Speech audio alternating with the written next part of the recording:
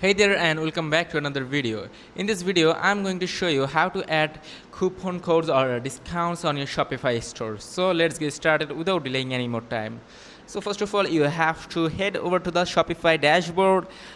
From there, you can click on this home page. You can see that you can add product and etc. from here, but our goal today is to add discounts or coupon codes to your Shopify store. So you have to click on this option called discounts. This one you have to tap onto it, and from there you have to tap onto create discount, this option. After clicking onto discounts, you can see this option, the green option called create discounts. You have to tap onto this.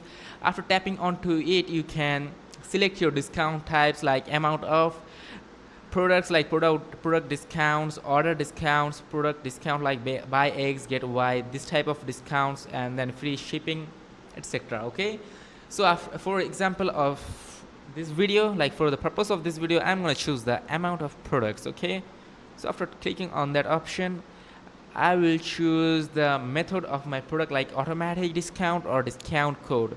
If you want a code to add on your Shopify store discount method, you can add a discount code here, and you can also set automatic discount. If you set this one, whenever a customer buy something from a store, they won't need to add any discount code in order to get discount. Okay, they will get an automatic discount on their purchase. So I will go with the discount code. Here you can see the discount code of mine. You can also tap on to generate or add a custom discount. Okay, then from there you can add your value like in percentage. If you want to add like how much percentage you want to discount, for example 10%, 20%, and you can also choose the fixed amount option. If you want, it will like give discount in the amounts USD like dollars, $10 or $15 like that. Then you can choose this minimum purchase requirements. If you want your customers to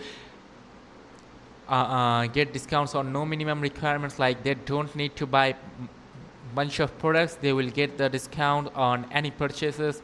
You can choose the no minimum requirements. You can choose the minimum purchase requirement accounts.